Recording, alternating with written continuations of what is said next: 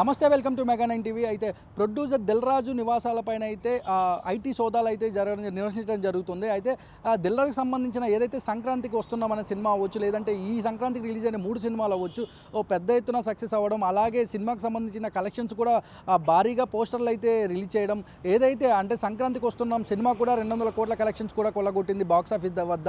అయితే ఈ రోజు అయితే తెల్లవారుజామున 5 గంటలకైతే దిల్ రాజు సంబంధించిన వాళ్ళ బ్రదర్ శిరీష్ రెడ్డి అవ్వచ్చు, లేదంటే వాళ్ళ కూతురు హన్సితారెడ్డి అంటే వాళ్ళ నివాసాలపైన కూడా భారీ ఎత్తున అంటే 55 చోట్ల అయితే ఐటీ అధికారులు అయితే సోదాలు అయితే నిర్వహించడం జరిగింది.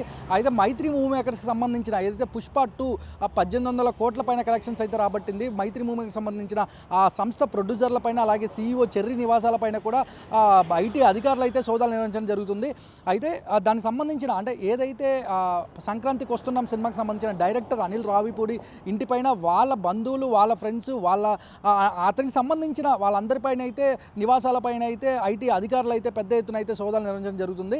అయితే దేనికి అంటే ఇది కేవలం అంటే ఈ సంక్రాంతికి సంబంధించిన అంటే ఇప్పుడు ఈ ఏదైతే పెద్ద ఎత్తున సంక్రాంతికి 3 సినిమాలు రిలీజ్ అయ్యాయి, అలాగే డిసెంబర్లో అయితే మైత్రి మూవీ మేకర్కి సంబంధించిన వాళ్ళ పుష్ప 2 కూడా ఎంత పెద్ద సక్సెస్ అయిందో చూస్తున్నాము.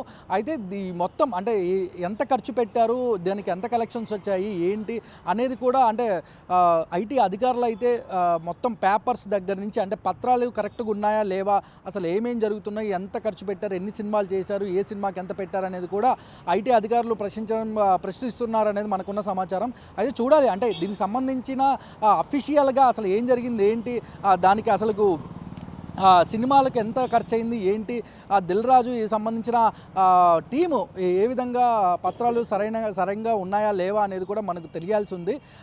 కాకపోతే అంటే ఏదైతే ఐటీ అధికారుల సోదాలు అంటే దిల్ రాజు కూడా ఒక సంచలన స్పీచ్ కూడా ఇవ్వడం జరిగింది. చాలా ఇయర్స్ కిందట కూడా ఒక సినిమా ఫంక్షన్లో కూడా దిల్ రాజు ప్రతి సినిమాలో హిట్ అవ్వడము, అంటే ఐటీ అధికారులు ఇవన్నీ ఐటీ సోదాలు జరుగుతూ ఉంటాయి, ఒక కాంట్రవర్షియల్ కూడా అప్పుడు దిల్ రాజు మాట్లాడడం కూడా జరిగింది.